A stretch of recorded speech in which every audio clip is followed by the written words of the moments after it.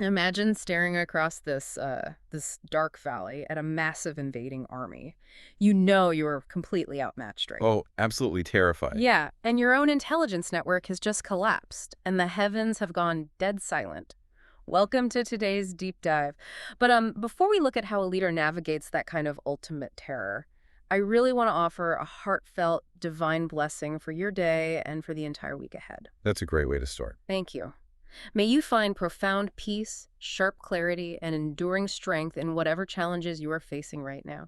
Because honestly, the ancient king we are looking at today is about to experience the exact opposite. Yeah, that lack of peace is really the defining engine of this entire narrative. I mean, we are looking at 1 Samuel chapter 28. It's a text that operates like, well, a masterclass in psychological collapse. Totally. We all know the broad strokes of King Saul and his rivalry with David.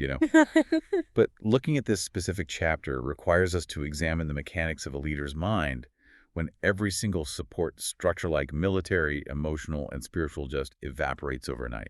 It's just wild. To understand the sheer gravity of Saul's panic, we really need to map out the tactical reality on the ground for you. The Philistine army has amassed at Shunem, and Saul has anchored his Israelite forces at Mount Gilboa. Right, and for anyone who follows the military history of the ancient Near East, those two locations tell a very grim story. Yeah, Saul is effectively pinned, isn't he? He is. The geography of the Jezreel Valley is the crucial mechanism here. I mean, the Philistines are a coastal, plains-dwelling people, and they utilize heavy iron chariots. Which are devastating on flat ground. Exactly. So by positioning themselves at Shunem, they completely control the valley floor. And Saul's army, well, it's primarily infantry. Right. Mount Gilboa gives him the high ground, which protects him from a chariot charge, but it also traps him. If he marches down into the valley, his infantry will just be slaughtered by those chariots. But if he stays? If he stays on the mountain, he's eventually starved out by a siege. It's a tactical checkmate. And layering on top of that geographical trap is this massive psychological one. I mean, Saul is fully aware that David, his anointed successor and the man he has spent years hunting, has allied himself with the Philistine king Achish. Yeah, that's a crucial detail. So Saul isn't just looking at an invading army. He is looking at an army that supposedly has his ultimate internal rival marching right there with them. Think about it like a CEO who is watching a hostile takeover unfold. That's a really good way to put it. Right, and they know their own former star employee is advising the rival company. It's just, the text says Saul was terrified and his heart trembled greatly.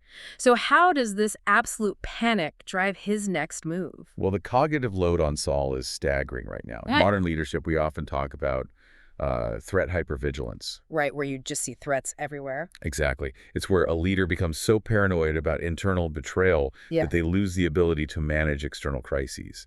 Saul has spent so much time obsessing over David taking his throne that he has completely neglected the structural integrity of his own kingdom. Wow. And now, the external threat and the internal threat have merged into one unified force right across the valley. So when a leader is backed into a corner like that, and their standard intelligence protocols fail, they usually fracture. He desperately needs a battle plan, so he falls back on the ultimate ancient command structure. He tries to inquire of the Lord. But he gets absolutely nothing. Nothing at all. God has effectively ghosted him. No dreams, no prophets, and the Urim is totally silent. We really need to look at the mechanics of that divine silence, too. The Urim, which is part of the high priest's breastpiece, was essentially a sacred binary system for casting lots to determine God's will. So it's not just, like, magic. No, not at all. It wasn't just a magic 8-ball. It was a constitutionally mandated way for King of Israel to validate military action. In the ancient Near Eastern mindset, a king's authority to wage war rested entirely on divine sanction. Meaning if the gods aren't with you, your men will likely mutiny. So a silent Urim implies the stones are coming up blank or contradictory. It's the ancient equivalent of a critical navigation system, simply refusing to boot up while the plane is going down. The data stream has completely flatlined. And that flatline leaves Saul in a state of absolute isolation. It is a highly relatable human experience, really. Oh, for sure. Think about moments in your own life where you have exhausted every legitimate avenue for guidance. You have consulted the experts, you have run the numbers, you have prayed or meditated, and the answer is just a deafening void. Yeah, that psychological weight of silence is exactly what drives the next catastrophic decision, which is to completely abandon his own He principles. really throws it all away. He does. Since the legitimate channels are closed, Saul orders his servants to find a medium, a woman who consults the dead.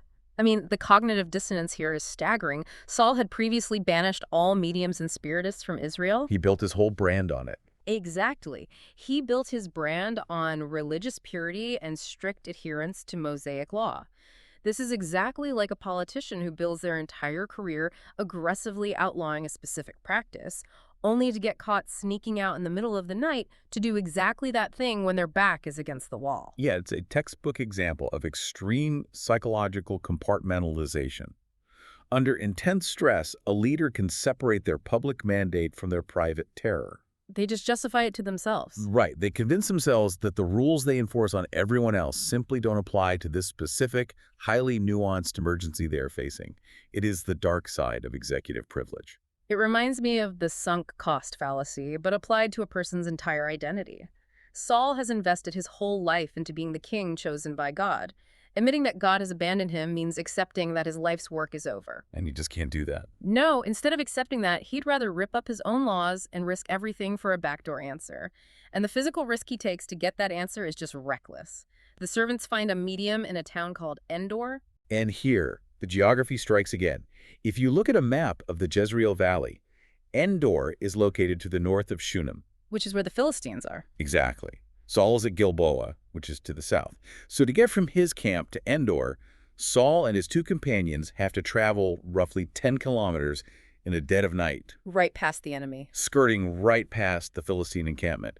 They are traversing ground that is heavily patrolled by the Philistine army. It's a massive, reckless risk. He is literally sneaking behind enemy lines. The sheer tactical stupidity of this move cannot be overstated. I mean, the king of Israel, the most high-value target in the region, leaves his command post on the eve of a catastrophic battle. In disguise, no less. Right, disguised in ordinary clothes to hike through hostile territory. The adrenaline and the physical toll of that night trek must have been devastating. Every shadow is a Philistine patrol. Oh, by the time he reaches the medium's door, his nervous system is already operating at maximum capacity. He demands that the woman bring up a specific spirit from the dead. But the woman pushes back. She does. She looks at this disguised stranger and says, essentially, King Saul executes people for this. Are you wearing a wire? Is this a trap? And Saul's response is perhaps the most twisted theological moment in the entire narrative. He swears an oath to her, saying, "As surely as the Lord lives, no punishment will come to you for this." It's so ironic. It really is. He is invoking the name of Yahweh to guarantee the safety of someone who is actively breaking Yahweh's explicit law. It's the ultimate hollow oath. He is trying to wield the authority of a God who has already stopped returning his calls. Here we go. But, the woman accepts the guarantee, and Saul asks her to bring up Samuel, the deceased prophet who had anointed him, mentored him, and ultimately rejected him. Hang on, though. There's a glaring plot hole here that we need to address. This woman is a professional medium. She supposedly conjures spirits for a living. Right. Yet the text says that when she actually sees the apparition of Samuel, she shrieks at the top of her lungs in absolute terror. Wait, if she does this for a living, why is she screaming in terror? That's a great catch. The mechanics of ancient necromancy explain this perfectly. In her daily trade, this woman was the one in control. So she was faking it. Often, yes. Yeah. Professional mediums in the ancient world relied on ventriloquism, parlor tricks, cold reading, or perhaps interacting with lesser demonic spirits that masqueraded as the dead. She was managing the illusion. Okay, I see. But her blood-curdling scream implies that she has entirely lost control of the room. The terror implies she realized this wasn't her usual trick. So she's a charlatan who was suddenly confronted with the real deal. It wasn't her ritual that worked. It was God actually allowing the real spirit of Samuel to appear. It shocked her. Precisely. The text heavily implies a divine intervention that bypasses her entirely. The real spirit of Samuel appears unsummoned by her magic, and it shatters her reality. That would be terrifying. In her shock, she instantly realizes the only person who could command this kind of authentic supernatural disruption is the king himself. She turns on Saul and screams, "Why have you deceived me? You are Saul." And then Saul tries to calm her down and asks what she sees. She describes seeing gods coming out of the earth. Now, the syntax there is fascinating because we are talking about a single spirit, Samuel, but she uses a plural term. Yes, she uses the Hebrew word Elohim. While we primarily translate that as the one true God. In the ancient Near Eastern context, Elohim is also used as a categorical term for spiritual beings. Like entities from the unseen realm. Exactly. Specifically the realm of the dead, which they called Sheol. She is essentially using an ancient Near Eastern way of describing a divine, otherworldly being ascending from the underworld. And then Saul presses her for physical details, and she describes an old man wrapped in a robe. And that robe is the key. It's the signature identifier, right? It's the prophetic mantle. Saul immediately knows it is Samuel, and he bows with his face to the ground. The spectacle of the seance instantly evaporates. Replaced by the crushing gravity of a cosmic courtroom. Because Samuel's opening line offers zero comfort. He says, "Why have you disturbed me by bringing me up?"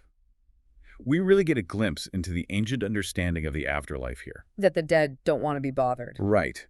The righteous dead are at rest, and being pulled back into the affairs of the living is a severe disruption. So Saul desperately pleads his case. He outlines the impending Philistine attack and the agonizing silence from God. He is looking for a loophole, a strategy, just any way to fix the unfixable. But Samuel's response shuts the door completely. Completely? He asks, "Why do you ask me, seeing the Lord has turned away from you and become your enemy?" It's brutally unsympathetic. It really is. To understand the why behind this brutal verdict, we have to look at the structural decay of Saul's leadership. Samuel points directly back to a historical failure. Yes, specifically Saul's disobedience regarding the Amalekites from chapter 15. Right, where Saul had treated God's commands as optional suggestions, preserving the best of the plunder instead of following the strict directives he was given. It's the long tail of leadership failures. It never just comes out of nowhere. Exactly.